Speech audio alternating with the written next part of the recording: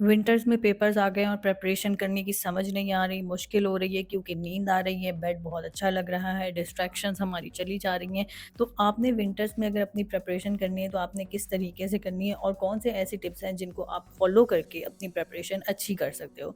मुझे पता है विंटर्स में तैयारी करना बहुत मुश्किल लग रहा होता है। इवन मेरा अपना पेपर अभी होकर गुज़रा है और उसमें मुझे सबसे बड़ी मुसीबत क्या होती थी कि यार बेड पे बैठ के जब तैयारी करनी पड़ रही है ना, तो वहाँ पर एक वो ऑब्वियसली बंदा स्लो हो जाता है, आपकी वो मोटिवेशन नहीं रहती, जब नींद आ रही होती है, तो यहाँ पर हमारे पास जो होती है, हम कुछ ऐसी गलतियाँ करते हैं, जिसको अगर हम ना करें, तो फिर हम अपनी तैयारी अच्छे से कर लेते हैं। सबसे पहले जैसे मैंने अभी डिस्कस किया कि जो बेड पे बैठ के तैयारी है, देखो आपका जो सबसे ज़्यादा माइंड है ना, अगेन माइंड को आपने जिस तरह के सिग्नल्स देने हैं, माइंड ने उसको पकड़कर आपकी बॉडी को उसी तरीके से रिएक्ट करवाना है। तो सबसे बड़ी जो मिस्टेक स्टूडेंट्स विंटर में करते हैं, उसमें क्या होता है कि आपको सबसे पहले एक चीज़ करनी पड़ेगी, आपको अपने बेड को छोड़ना पड़ेगा। हमें पता है हम लोग क्या करते हैं, मुझे पता है सर्दियाँ हैं, आपको अपने वो ब्लैंकेट में बैठकर पढ़ना ज़्यादा अच्छा लग रहा होगा। लेकिन जब आप बेड पे बैठ जाओगे तो आपके माइंड को लगेगा कि अब आप सोने की तैयारी में हो, तो फिर आपको नींद आना शुरू हो जाती है। वहाँ पर आपने क्या करना है कि भले आप अपने कमरे में हीटर लगा लो, भले आप अपने कमरे में उस तरीके से कर लो या आप खुद उस तरीके से पैक होके, लेकिन हमेशा स्टडी के लिए एक चीज़ बहुत इंपॉर्टेंट है, वो है टेबल और चेयर।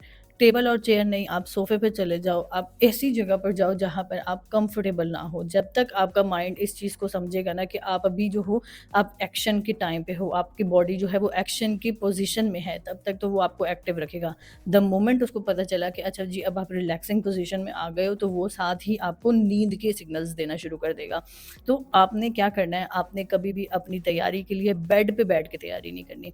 सेकेंडली क्या होता है कि फिर हमारा जो बॉडी होती है ना, जब जो ये समर विंटर होता है, विंटर में हमारा बॉडी का जो ब्लड फ्लो होता है वो स्लो हुआ हुआ होता है, उसकी वजह से सुस्ती चढ़ रही होती है। तो आपने क्या करना है, आपने हमेशा जब भी आपको नींद आने लगे या आपको लगे कि अच्छा अब मैं तैयारी नहीं कर पा रहा या मेरा फोकस नहीं बन रहा, आपने उठना है, उठ के वॉक करनी है, वॉक करने के साथ साथ आपने क्या करना है, अपने जो आपका जो आर्म होता है इसको आपने मूवमेंट देनी है, आपने चलना शुरू कर देना है, आपने कोई ना कोई इस तरह की बॉडी को मूवमेंट देनी है जिससे जो है आपका ब्लड फ्लो सही हो और सही होने के साथ फिर ये है कि आपके अंदर दोबारा एक्टिवनेस आएगी।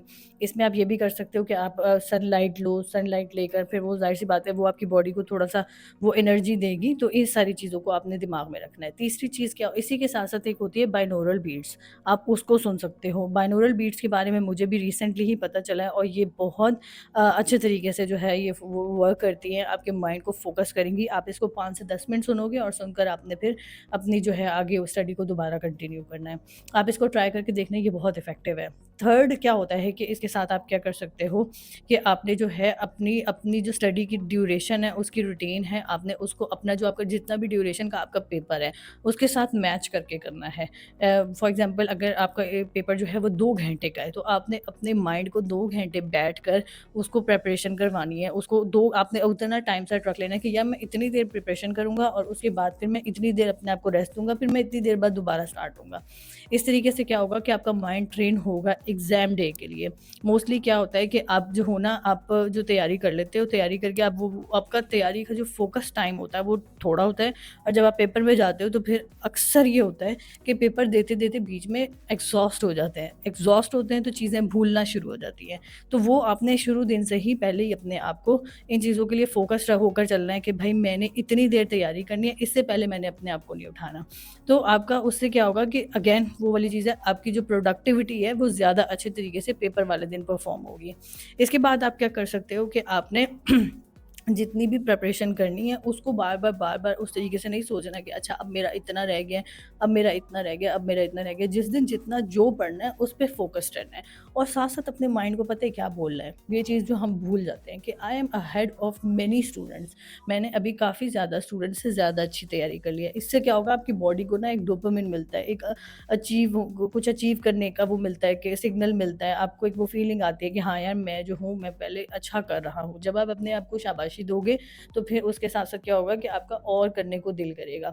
ये छोटी-छोटी जो होती है ना, ये टिप्स होती हैं जो कि हम फॉलो नहीं करते। हमें लगता है कि जो पढ़ना है ये मुश्किल मुश्किल है, ये फ़ोकस्ड होकर बैठना मुश्किल है, तो वहाँ पर हम लोग जो है वो अपने मसले कर लेते हैं। आखिरी चीज़ जो मैं कहूँगी, मोबाइल डिस्ट्रैक्शन जिसके साथ हम सारे ही बहुत ज़्यादा वो परेशान होते हैं, और ये जो बहुत ज़्यादा हद तक हमारी प्रोडक्टिविटी को मारता है। आपने क्या करना है, अपने मोबाइल का एक तो पासवर्ड जो है वो लंबा सारा लगा लेना है। दूसरा, जब आप पढ़ रहे हो, आपने उसको बंद करके दूर रख देना है। एक तो सर्दियों में वैसे ही जब आप एक पोज़ीशन में बैठे होते हैं, उठने के लिए मुश्किल लग रही होती है। देखा है ना, कभी पानी पीना होता है या कुछ करना होता है, बंदा कहता है अच्छा मैं इतना सा पढ़ लूँ, फिर मैं उठ के जाता हूँ। तो वो उसमें ये होगा कि मोबाइल पास नहीं पड़ा होगा, तो वो फ़ौरन-फ़ौरन आपको डिस्ट्रैक्ट नहीं करेगा। तो ये वाली चीज़ हो जाएगी कि आपको जब उसको आपको पता चलेगा ना कि अच्छा यार मैंने उठूँगा, जाके मोबाइल चलाऊँगा, फिर वो ज़ाहिर-सी बात है, जब आप उसको ऑन करोगे, ऑन करने के बाद फिर वो सारा जो एक टाइम होगा ना, वो आप उस सारे झंझट से बचने के लिए आप अपने मोबाइल को कहोगे अच्छा यार मैं एक दफ़ा इसको पढ़ के ही देखूँगा। तो ये आहिस्ता-आहिस्ता आपका माइंड इस चीज़ को लेकर ट्रेन हो जाएगा। हमेशा याद रखें, जो स्टडी है ना, ये मुश्किल नहीं है।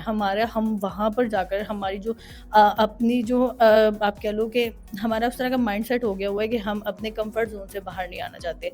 जब आप अपने माइंड को अपने कंफर्ट ज़ोन से बाहर निकलने के लिए ट्रेन कर लोगे ना, चीज़ें उसके साथ आपके लिए बेहतर होना शुरू हो जाएँगी। तो पढ़ाई मुश्किल नहीं है। अगेन आपका यही टाइम है, इस पे मेहनत कर लोगे तो आगे आपके लिए आसानियाँ हो जाएँगी, और जब आपका माइंड ये वाली चीज़ों के लिए ट्रेन हो जाएगा ना, तो आप बाद में जिस तरह का भी एग्ज़ाम हो, आप उसको ईज़िली एक्सेल कर लोगे। अगर आपको ये वीडियो अच्छी लगी हो, तो आप इसको लाइक कर दीजिएगा, और अगर अच्छी लगी हो, तो अपने किसी फ्रेंड के साथ भी शेयर कर दीजिएगा, और बाकी this is all for now. Thank you for watching.